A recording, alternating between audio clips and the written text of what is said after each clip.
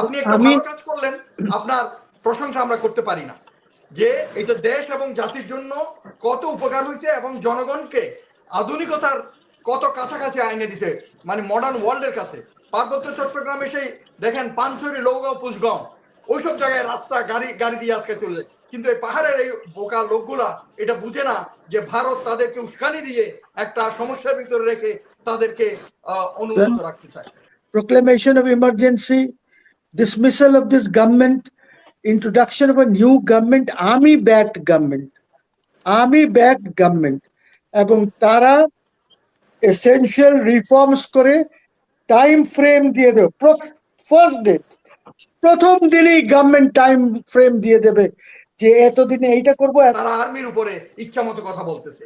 Doctor Yunus কথা বলার একটা স্কোপ করে দিছে, তাই বলে যা ইচ্ছে তা বলতেছে। কিন্তু আপনারা কেন বুঝেন না, প্রতিরক্ষা সংগঠনগুলো, এই যে আর্মি, নেভি, এয়ারফোর্স, সশস্ত্র বাহিনী হচ্ছে একটা স্পর্শকাতর বিষয়, এটা জাতীয় নিরাপত্তার সাথে জড়িত। আপনারা এগুলো কার এজেন্ডা পুরো করতেছেন আপনারা জানেন না? না, আমার বক্তব্য তো খুব ক্লিয়ার। ইউ সি, এই গভর্নমেন্টকে আপনি যদি না সরান, দেশ ইনসার্জেন্সিতে চলে যাবে। বিকজ দেখেন, শেখ হাসিনা ইউনূসকে স্ট্যান্ড করতে পারে না একদম, আর ইউনূস শেখ হাসিনাকে স্ট্যান্ড করতে পারে না। এদের দণ্ডের মধ্যে আমরা দেশটাকে ধ্বংস করতে চাই না। এই জন্যই we want N intervention, proclamation of emergency, change of government. আমার রাষ্ট্রপতি যিনি আছেন উনি থাকুক। আর এক, দ্বিতীয়ত আমি একটু মিলন ভাইকে বলি যে দেখেন, এরশাদকে স্বৈরাচার বলেন বা যাই বলেন, কিন্তু এই উপজেলা সিস্টেমটা কে দিয়েছে? এবং এই হ্যাঁ, আর এই উপজেলা সিস্টেমে যে উপকার হচ্ছে জনগণের এট দি লোয়েস্ট লেভেল, আজকে যে এডুকেশন, আপনাকে ধন্যবাদ, এই কথাগুলি বলে না কেউ, এটা বলতে হবে।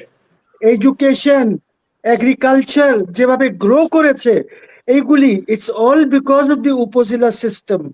ঠিক আছে, কিছুটা law and order, it is because of the upazila system. Mohsin ভাই, আপনি just to enhance this point আমি একটু বলি, Hasina, if you allow. Please. এই যে আপনি যে উপজেলার কথা বললেন, কালকে আমি টিভিতে দেখতেছিলাম, বিশ্বাস করেন, আমরা যখন লেফটেন্যান্ট ক্যাপ্টেন হিসাবে এই যে হিলট্রেক্সে অপারেশন করেছি, আরে ভাই ওই সেই 3-4 দিনের মানে কমে কোথাও যাওয়া আসা যেত না, পায়ে ছড়া পাহাড়। এইটা আমি জানি না আপনি হিলট্রেক্সে ঘুরছেন কিনা, দেখছেন কিনা। ওই জায়গায় এত সুন্দর রাস্তা হইছে, পার্বত্য চট্টগ্রামের প্রত্যেক জায়গা থেকে আপনি মোবাইলে কথা বলতে পারতেছেন। এরপরও লোকজন কিছু, এই যে বাংলাদেশের শত্রু যারা আছে, তার পার্বত্য চট্টগ্রামে ওরা এগুলো বিভিন্ন বয়ান তৈরি করে অশান্তি সৃষ্টি করার জন্য চেষ্টা করে। এই যে যেটা বললেন, এরশাদের উপজেলা যদি না আসতো, আমাদেরকে আসলে, আমরা বাঙালির সমস্যা কি জানেন, আমরা সবসময় নিজের স্বার্থটাই বলি, নিঃস্বার্থ ভাবে। আপনি একটা ভালো কাজ করলেন, আপনার প্রশংসা আমরা করতে পারি না, যে এটা দেশ এবং জাতির জন্য কত উপকার হয়েছে এবং জনগণকে আধুনিকতার কত কাছাকাছি আইনে দিছে, মানে মডার্ন ওয়ার্ল্ডের কাছে। পার্বত্য চট্টগ্রামে সেই দেখেন পানছড়ি, লৌগাঁও, পুষগাঁও, ওইসব জায়গায় রাস্তা গাড়ি গাড়ি দিয়ে আজকে চলে যায়, কিন্তু এই পাহাড়ের এই বোকা লোকগুলা এটা বুঝে না যে ভারত তাদেরকে উস্কানি দিয়ে একটা সমস্যার ভিতরে রেখে তাদেরকে অনুন্নত রাখতে চায়। স্যার আরো বলি, আরো একটু সুযোগ দিলে বলি না, আমি জাস্ট শেষ করব এই স্বৈরাচারের উপরে। আপনাকে ইন্টারসিটি ট্রেন কে দিয়েছে? আজকে যে আপনি ইসে যান, কে দিয়েছে? এরশাদ। আপনার এই রোড নেটওয়ার্কটা কে দিয়েছে? সুন্দর রাস্তায় যে আমরা এত দ্রুত চলে যেতে পারি, খুলনা টুলনা এদিকে ওদিকে। বেনাপোল, ওই রাস্তা, বেনাপোলের রাস্তা দেখেছেন কত চওড়া করেছিল? সো কোয়েশ্চেন ইজ, এইসব কারণেই কিন্তু এরশাদকে স্বৈরাচার তো যাদের বলার বলবেই, কিন্তু এই কারণেই এরশাদ কোথাও যায় নাই। Ershad continue to do politics. এরশাদকে পলিটিক্স করতে দেওয়া হয় নাই ফ্রম উইদিন, ভিতর থেকে কিছু দালালরা করতে দেয় নাই, ইনক্লুডিং হিজ ওয়াইফ রোশন এরশাদ। ঠিক আছে, বাট এরশাদ যে কাজ করেছে তার আমলে, বিরাট কাজ। আপনি যেটাই দেখবেন, ওইখানে ইরশাদের পাবেন আপনি। এই যে কি বলে ওই যে লোকাল গভর্নমেন্টের মধ্যে যে এলজিইডি নাকি একটা আছে না, এলজিডি, লোকাল, হ্যাঁ, local government engineering division. Right, LGED. এটাকে কে করেছে? কে করেছে? এই যে আজকে আপনি যে এই যে সব গ্রামগুলি কানেক্টেড হয়েছে, এনিওয়ে অনেক কথা আছে, এইসব কথা তো এত লিমিটেড টাইমে বলা যাবে না। তো আমি এইটাই বলবো, শেষ কথা আমার, proclamation of emergency, dismissal of this government, introduction of a new government, army backed government, এবং তারা এসেনশিয়াল রিফর্মস করে টাইম ফ্রেম দিয়ে দেবে। ফার্স্ট ডে, প্রথম দিনই গভর্নমেন্ট টাইম ফ্রেম দিয়ে দেবে যে এতদিনে এইটা করব, এতদিনে এইটা করব, এতদিনে এইটা করব, এতদিনে এইটা করব, এই তারিখ থেকে ইলেকশন, এই তারিখে ইলেকশন হবে, ফিনিশড। কোনো কথা নাই, শিডিউল এই তারিখে ডিক্লেয়ার হয়ে যাবে। It's possible, it's possible.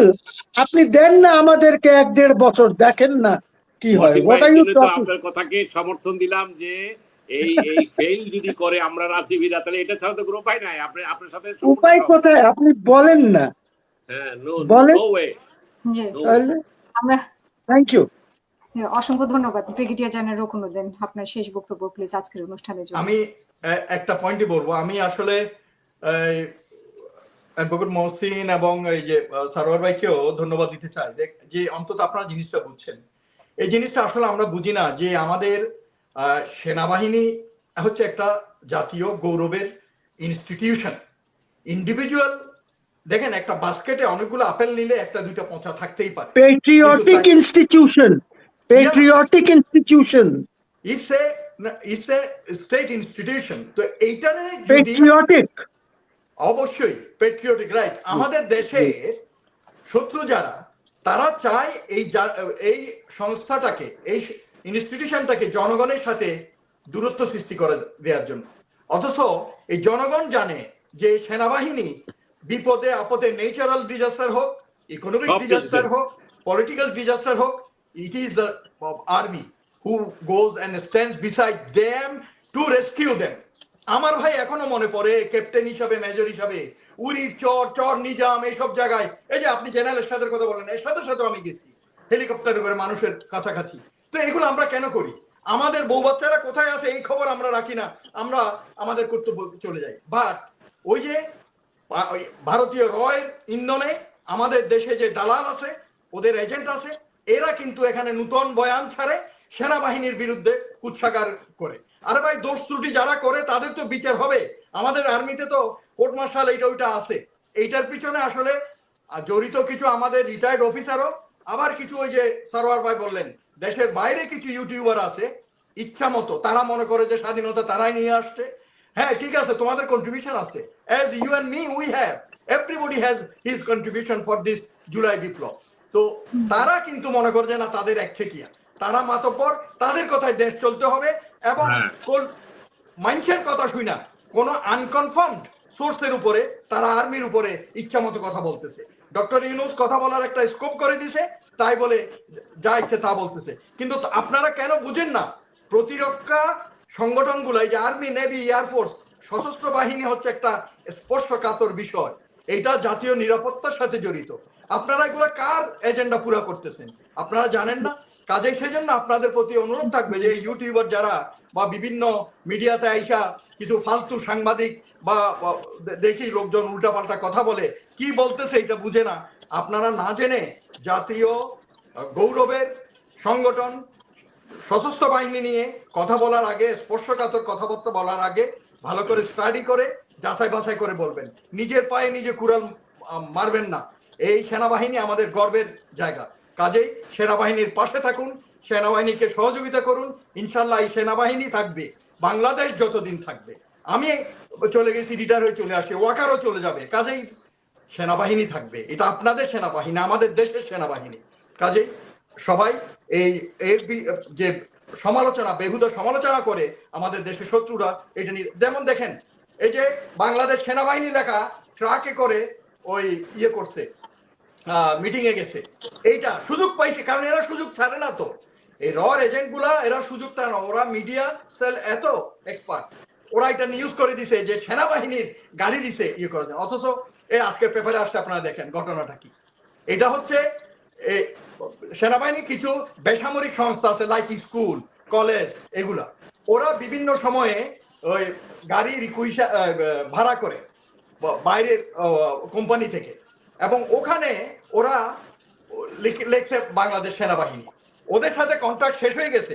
আজকের পেপারে আপনারা দেখবেন যে আইসপিআর এটা ইয়ে দিচ্ছে, রিজয়েন্ডার দিচ্ছে যে কন্ট্রাক্ট শেষ হয়ে গেছে, ওই গাড়ি চলে গেছে, ওই গাড়ি ভাড়া করছে হয়তো জামাত ইসলামী তাদের মিটিং এর জন্য, কিন্তু ওই কোম্পানি বাংলাদেশ সেনাবাহিনীর লেখাটা তোলে নাই, ওই যে ফায়দা লুটার জন্য রাস্তাঘাটে।